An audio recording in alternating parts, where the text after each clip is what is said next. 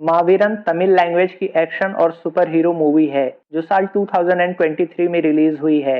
Movie में lead role में है शिव कार्तिकेयन, अदिति शंकर, सरिता मिस्किन और योगी बाबू। वहीं मूवी को डायरेक्ट किया है मैडोन अश्विन ने। बात करें मूवी की तो सत्या एक प्रतिभाशाली कॉमिक बुक आर्टिस्ट है जो अपनी मां ईश्वरी और बहन राजी के साथ एक स्लम एरिया में रहता है।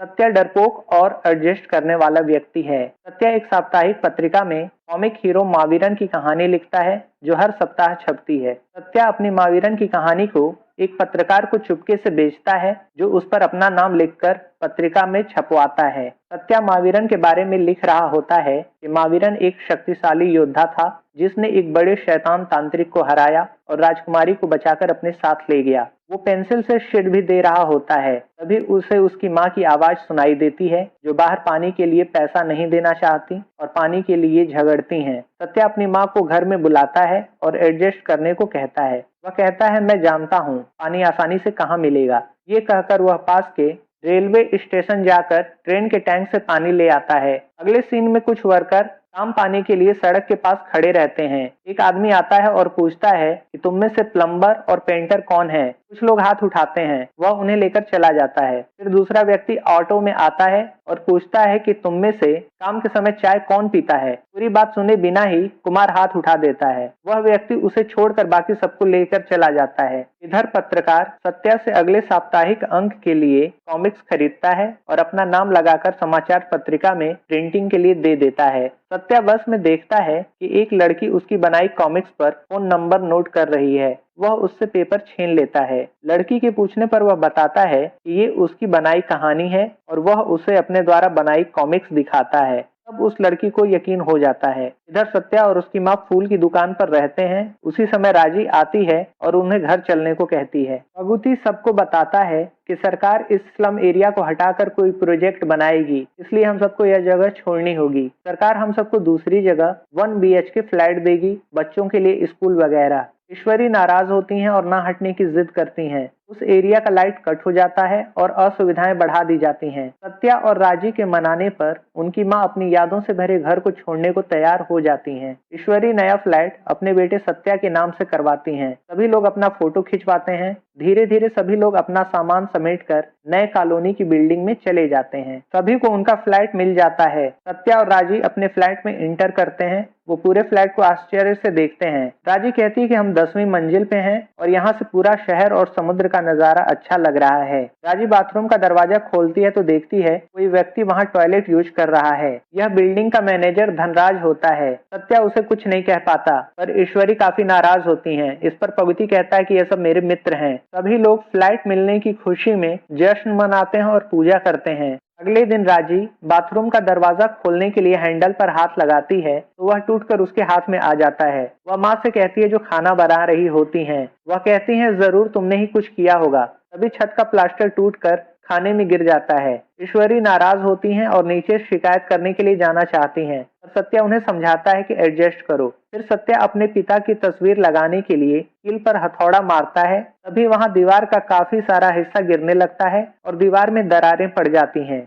ईश्वरी बाहर शिकायत करने जाती हैं जहां सभी लोग दीवार और दरवाजे जैसी चीजों के खराब होने की शिकायत करते हैं। भगवती हेड कॉन्ट्रैक्टर परमू को फोन करता है जो इलेक्शन तक इन सब चीजों को ठीक करने की बात करता है। सभी लोगों की शिकायतें ली जाती हैं। अगले सीन में कुमार को पैचवर्क के लिए बुलाया जाता है। उसे पढ़ने के लिए एग्रीमेंट पेपर मिलता है। कुमार अनपढ़ होता है। वो शो ऑफ करता है कि उसे पढ़ना आता है, लेकिन वह केवल साइन करना जानता है और अच्छा है कहकर वह साइन कर देता है। एक लड़का उसे लेकर बिल्डिंग में जाता है। कुमार जिस चीज को भी छूता है वह उसके छूने से ही गिर जाती है, चाहे वो दीवार का प्लास्टर हो या फिर सीढ़ियों की रेलिंग। वह लड़का कुमार को एक बुक देता है और बताता है कि पूरा बुक पैच वर्क का है। यह जानकर कुमार के होश उड़ जाते हैं। वह मैनेजर से मिलकर पैच वर्क करने से इनकार करता है। इस पर मैनेजर कहता है ठीक है जाओ और 3 लाख रुपए दे कर जाओ, क्योंकि जो एग्रीमेंट तुमने साइन किया है उसमें लिखा है कि काम खत्म किए बिना जाने पर तुम 3 लाख रुपए चुकाओगे। यह सुनकर कुमार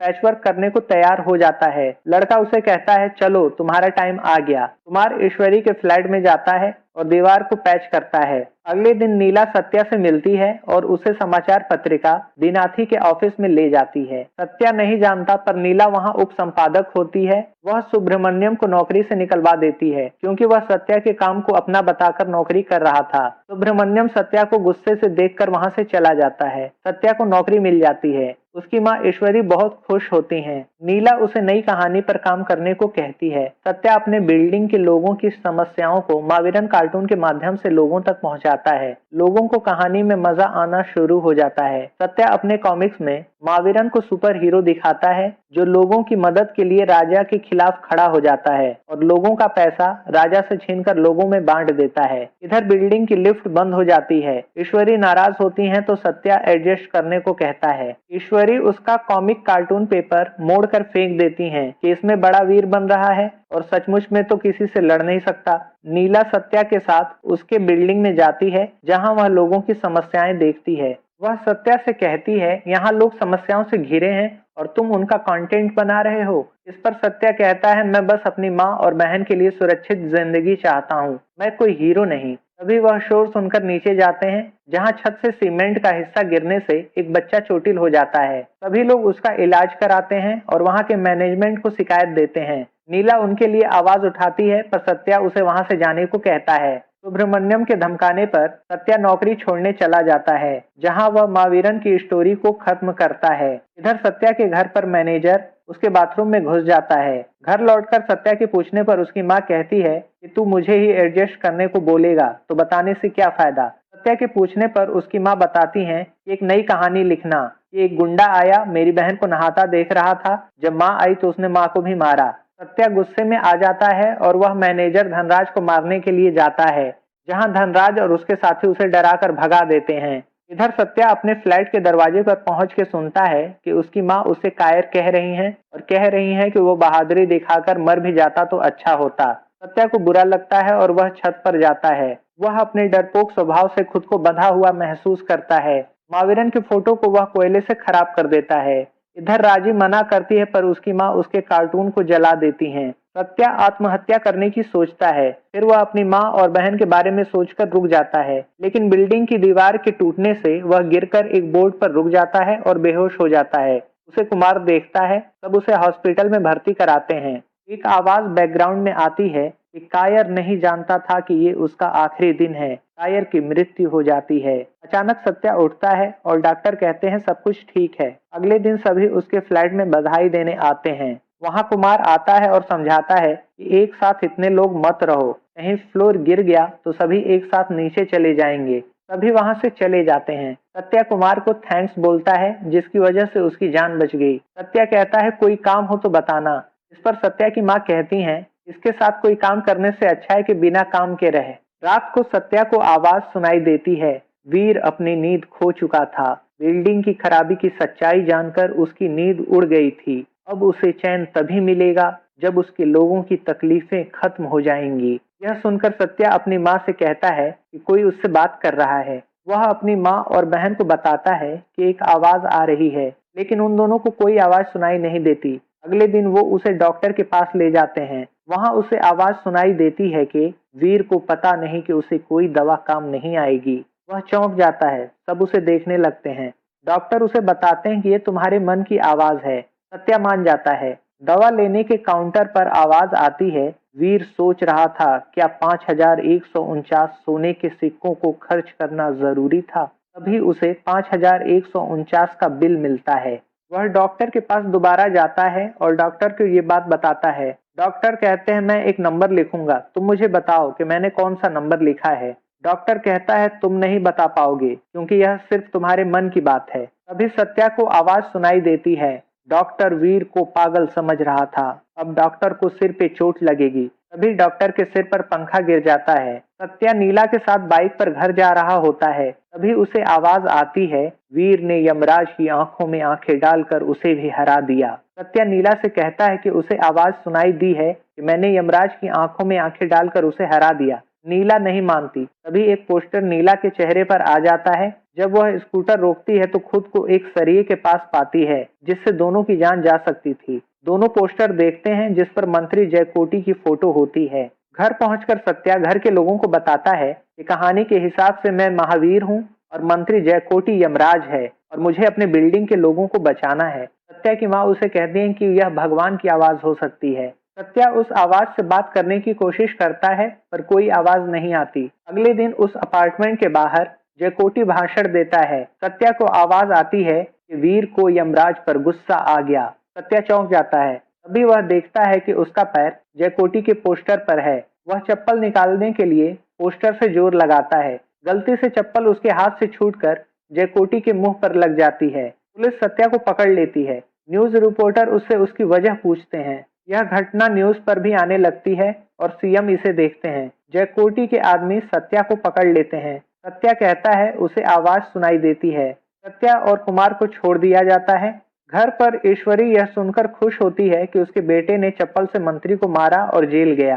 मंत्री जयकोटी परमू के साथ सत्या से मिलने उसके घर जाते हैं ताकि सत्या मंत्री से माफी मांगे और मंत्री उसे माफ कर फिर से अपनी छवि सुधार सकें। लेकिन आवाज की वजह से फिर गड़बड़ होती है। सत्या के सिर से मंत्री के सीने में चोट लग जाती है। तभी सत्या को आवाज सुनाई देती है कि मंत्री के सीने में दर्द होगा। सत्या हवा के लिए खिड़की खोलना चाहता है पर खिड़की टूटकर मंत्री की कार पर गिर जाती है। परमू मंत्री को शांत रहने को कहता है और मंत्री सत्या को मारने के लिए अपने आदमियों को भेजता है। इधर सत्या को आवाज आती है कि वीर के शत्रु वीर को मारने उसके ही किले में घुस गए। मंत्री के आदमी सत्या को मारते हैं। तभी सत्या को आवाज आती है जो हमले से पहले ही हमले की जगह के बारे में बताता है। सत्या आवाज पर ध्यान देता है। शत्रु वीर पर दाईं तरफ से हमला करता है। सत्या ये सुनकर तैयार हो जाता है। आवाज के माध्यम से सत्या सभी गुंडों की पिटाई करता है। मंत्री उसे फोन कर उसे मारने की धमकी देता है। अगले दिन सत्या देखता है कि ईश्वरी सबकी शिकायतें लेती हैं कि मेरा बेटा सब कुछ ठीक कर देगा। इधर सीएम मंत्री जयकोटी को फटकार लगाते हैं। परमू जयकोटी को समझाता है। परमू जयकोटी को गाड़ी में थप्पड़ मारता है। परमू कहता है मैं जा रहा हूँ पर जयकोटी उसे मना लेता है। सत्या घर से बाहर चला जाता है। वह शहर छोड़कर भागना चाहता है पर आवाज आती है वीर जाना चाहता था पर ट्रेन नहीं मिली। वह बस में जाना चाहता था लेकिन बस में भीड़ थी। सत्या एक ट्रक में बैठता है लेकिन जब वह उठता है तो देखता है कि वह फिर से अपने घर पहुंच गया है। वहां परमू आता है और सत्या को जगह छोड़ने के लिए 2 करोड़ का फ्लैट ऑफर करता है। सत्या तैयार हो जाता है लेकिन आवाज आती है जिससे सत्या साइन करना चाहता है पर पेन काम नहीं करता। फिर गड़बड़ी हो जाती है और परमू की बेइज्जती हो जाती है। परमू न्यूज पर सत्या से कहलवा देता है कि वो जहाँ रह रहा है उस बिल्डिंग में कोई दिक्कत नहीं है। सत्या बताता है कि मैं आत्महत्या तक करने वाला था।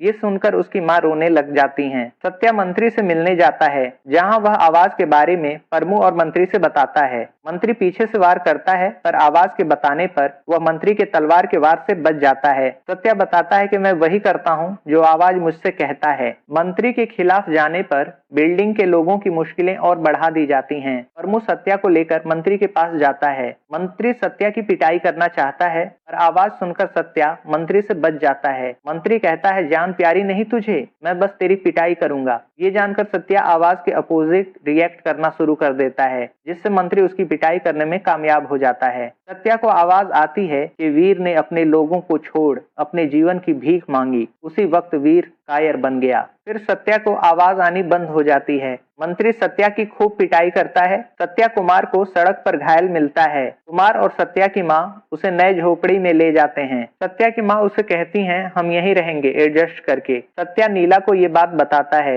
इस पर नीला उसे हिम्मत देती है। सत्या कहता है कि मैं तो एक आम इंसान हूँ और कहानी के क्लाइमेक्स में वीर मारा जाता है। नीला कहती है तुम आम इंसान नहीं क्योंकि सिर्फ तुम्हें ही वो आवाज सुनाई देती है और रही मरने की बात तो हर किसी को मरना है और मायने ये रखता है कि उस मौत से पहले आप क्या करते हो। तुम लोगों के लिए मंत्री के खिलाफ जाओ और आवाज के कहने पर वैसा ही करो। सत्या कहता है लेकिन आवाज आनी तो बंद हो गई है। इस पर नीला कहती है तुम भी तो कहानी का क्लाइमेक्स लिख सकते हो तो फिर सोचो इस बारे में। ये कहकर वह चली जाती है। सत्या सोचने के बाद कुमार के साथ बिल्डिंग की सबसे बड़ी दरार ढूंढता है। फिर उसे याद आता है कि वह जहाँ से गिरा था वहीं से दरार पड़ी होगी। वह बिल्डिंग के ऑफिस में जाता है जहाँ वह बिल्डिंग से जुड़ी फाइल को ढूंढता है। फिर सत्या मंत्री के अड्डे पे जाता है जहाँ मैनेजर और उसके आदमी सत्या पर हमला करने वाले होते हैं और सत्या आवाज सुनने का नाटक करता है। और सब डर जाते हैं कि अब ये हमारी पिटाई कर सकता है। सत्या उन्हें डराकर फाइल ले लेता है और उसके अंदर से डॉक्यूमेंट्स गायब होते हैं। तभी वहां मंत्री और परमू आ जाते हैं। मंत्री सत्या को जान से मारने जाता है, लेकिन परमू उसे थप्पड़ मारकर रोकता है कि नहीं, इसे मत मारो, तुम्हें चुनाव लड़ना है, बिल्डिंग खाली कराओ, लोगों की जान नहीं जानी चाहिए, नहीं तो मेरी 22 साल की मेहनत खराब हो जाएगी। सीएम की बातों का बहुत प्रेशर है, तुम्हें समझ नहीं आता। परमू मंत्री पर गुस्सा करता है। मंत्री गुस्से में आ जाता है और परमू के गले पर चाकू से वार कर देता है। परमू गिरकर मर जाता है। मंत्री सत्या से कहता है कि तुझे बस 2 हफ्तों से आवाज सुनाई दे रही है, मैं तो 22 सालों से इस परमू की आवाज सुन रहा हूँ। ये मत करो, वो मत करो, यहाँ मत जाओ, वहां मत जाओ, मुस्कुराओ। अब दिमाग को शांति मिली। मंत्री अपने आदमियों से कहता है कि इस लाश और सत्या दोनों को समुद्र में फेंक दो। बिल्डिंग मैनेजर धनराज सत्या को मारना चाहता है। सत्या आवाज का इंतजार करता है। फिर वह कहता है कि लोगों को बचाने आवाज जरूर आएगी, और वह यह कहकर समुद्र में खुद ही कूद जाता है। सत्या मरने वाला होता है, तभी आवाज आती है, वीर ही जीतेगा। जहाज के लंगर से सत्या वापस बाहर आ जाता है। आवाज के निर्देश पर वह सभी गुंडों की पिटाई कर वहां से निकल जाता है। वह बिल्डिंग में जाकर लोगों के दरवाजे खुलवाता है। वह सबको बिल्डिंग गिरने की बात बताकर बाहर निकलवाता है। सभी लोग बाहर आ जाते हैं। तभी वहां मंत्री जयकोटी आ जाता है। मंत्री कहता है सत्या झूठ बोल रहा है। मंत्री के पूछने पर कि तुझे किसने बताया कि बिल्डिंग गिरने वाली है, इस पर सत्या कहता है कि मेरे अंदर की आवाज ने बताया कि बिल्डिंग गिरने वाली है। मंत्री उसका मजाक उड़ाता है और सभी लोग अंदर जाने लगते हैं। तभी सत्या कहता है कि अगर बिल्डिंग नहीं गिरने वाली है तो क्या तू इस बिल्डिंग में रह सकता है। मंत्री के आदमी सत्या पर हमला करते हैं और सत्या उनकी पिटाई कर देता है। सभी लोग सत्या की बात का समर्थन करते हैं और मंत्री से बिल्डिंग में रहने को कहते हैं। इस पर मंत्री काफी गुस्सा हो जाता है। मंत्री सत्या पर हमला करने वाला होता है, तभी बिल्डिंग पर लगा होर्डिंग मंत्री पर गिर जाता है और मंत्री की मौत हो जाती है। तभी सत्या को आवाज आती है, उसी वक्त वीर वीर से महावीर हो गया, उसने अपना जीवन लोगों के लिए कुर्बान कर दिया। कहानी खत्म। यह सुनकर सत्या को वह आवाज आनी बंद हो जाती है। अचानक बिल्डिंग तेजी से गिरने लगती है। सभी लोग बिल्डिंग से दूर हो जाते हैं। तभी बिल्डिंग में एक बच्ची को बचाने के लिए सत्या जाता है। वह किसी तरह बच्ची को बचा लेता है, लेकिन खुद बिल्डिंग के मलबे में दब जाता है। बाद में बचाव कार्य के लोग उसे बाहर निकालते हैं। 1 साल बाद लोगों के स्लम एरिया वाली जगह पर लोगों के लिए बिल्डिंग बन रही होती है। ऑफिस में सत्या कॉमिक स्केच कर रहा होता है। नीला उससे इशारे से बात करती है, क्योंकि सत्या बहरा हो गया होता है। जिस बच्ची को सत्या ने बचाया था, वह सत्या के साथ बैठकर उसके कॉमिक के हीरो वीर के आंख खोलने के बारे में पूछती है कि वीर आंख कब खोलेगा। तभी उसकी ओर आ रही बॉल को वीर बिना देखे रोक लेता है। फिर आवाज आती है, वीर की जय हो। यहीं पर यह मूवी समाप्त हो जाती है।